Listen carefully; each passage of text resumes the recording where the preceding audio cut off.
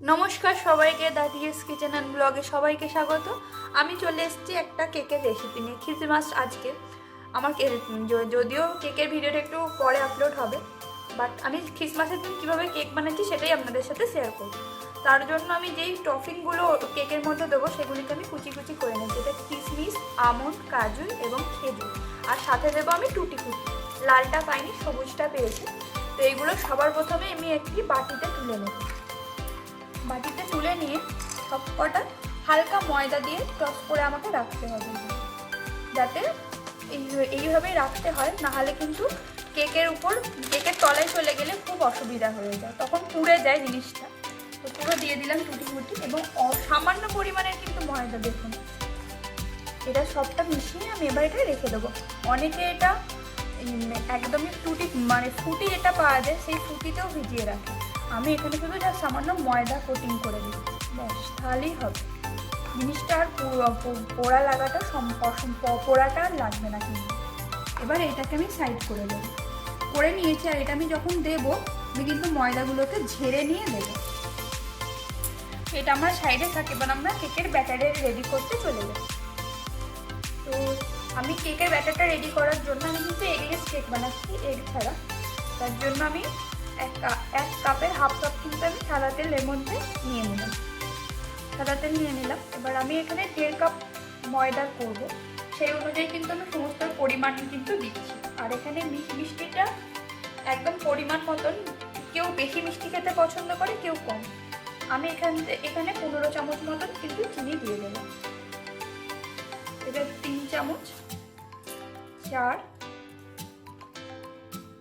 5, 6, 7, 8,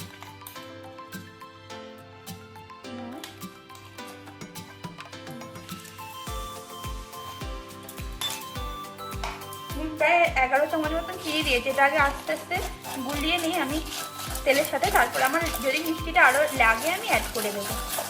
এটাকে কিন্তু খুব ভালোভাবে ফেটাতে হবে।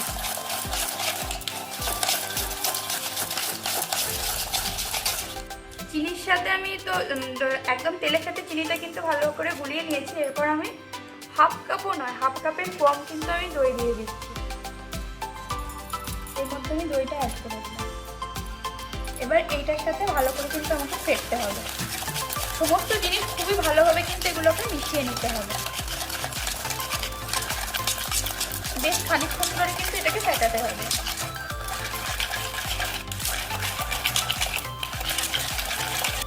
এবার এইটার মধ্যে আমি শুকনো জিনিসগুলো দিয়ে দেবো। আমার ময়দা সমস্ত কিছু কিন্তু ভালো করে আমি চেলে নিয়েছি।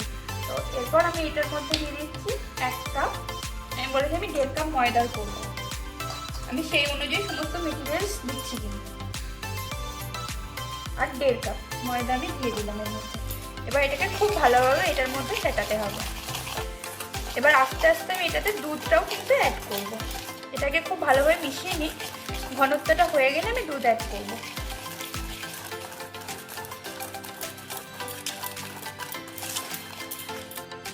তো এবার আমি কিন্তু সমস্ত কিছু কাপ মেপে আপনাদের দেখিয়ে দিচ্ছি।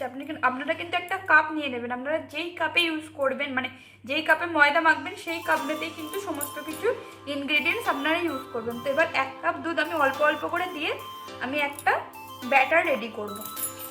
ব্যাটারটা খুব কিন্তু পাতলা, খুব ঘন কোনোটাই হবে না। আপনাদেরকে আমি দেখিয়ে দিচ্ছি কেমন ব্যাটারটা হবে।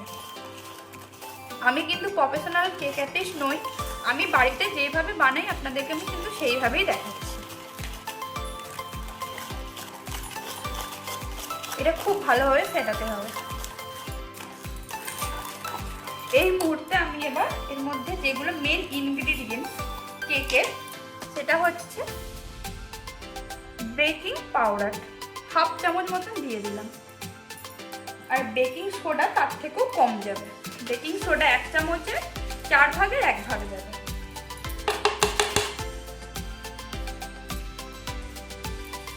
একদম অল্প, দেখুন 4 ভাগের 1 ভাগ কিন্তু আমি বেকিং সোডাটা দিয়ে দিলাম। সোডা কিন্তু বেশি যাবে না। এবার আমি এটা খুব ভালোভাবে ব্যাটারটা রেডি করব। এবার আমি এই ব্যাটারটার মধ্যে ভ্যানিলা এসেন্স দেখতেই পাচ্ছেন 1 চামচ পুরো এটার মধ্যে অ্যাড করি।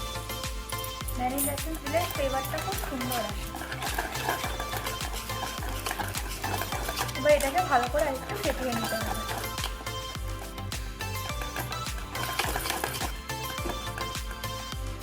তো দেখুন কেকের ব্যাটারটা কিন্তু আমার রেডি হয়ে গেছে। এর ঘনত্বটা একদম দেখে নিন, খুব কিন্তু পাতলা আর খুব কিন্তু গাঢ় হয়নি, এরকমই একটা ব্যাটার কিন্তু আপনাদের রেডি করতে হবে।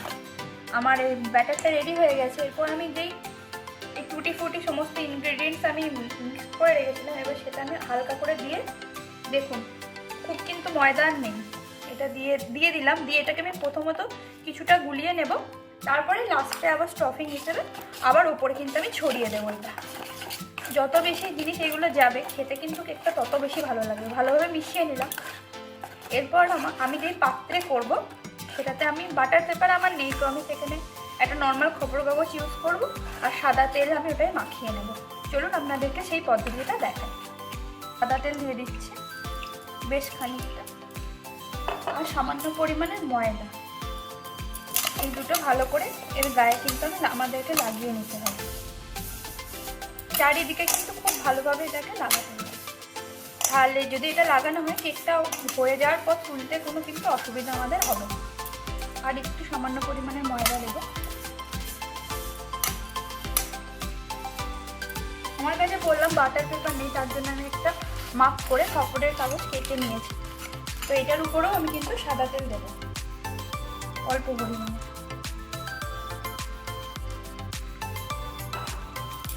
সাদা তেল ভালো করে কিন্তু আমাদেরকে এটা মাখিয়ে নিতে হবে চারিদিকে। তো এটা রেডি হয়ে গেছে। এবার আমি কেকের ব্যাটারটা পুরোটা ঢেলে দিলাম।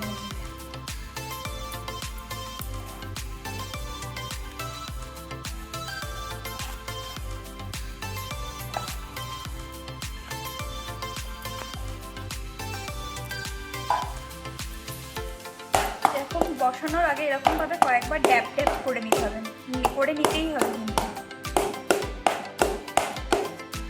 এবার ওপর থেকে আমি কিছুটা পরিমাণে স্টফিং দিয়ে দেবো। এরপর আমি এটা গ্যাসেতে করবো, করার মধ্যে আপনাদের কীভাবে করছি সেই পদ্ধতিটা আপনাদের সাথে শেয়ার করছি।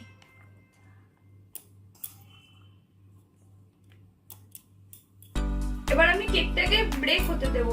ব্রেক হতে দেওয়ার জন্য আমি দেখতে পাচ্ছেন একটা কড়াইয়ের তলায় নুন নিয়ে নিয়েছি অনেকটা। এবার ওই নুনটাকে দিয়ে স্ট্যান্ডটাকে দিয়ে আমি 10 মিনিট ফ্রি হিট করে নেব।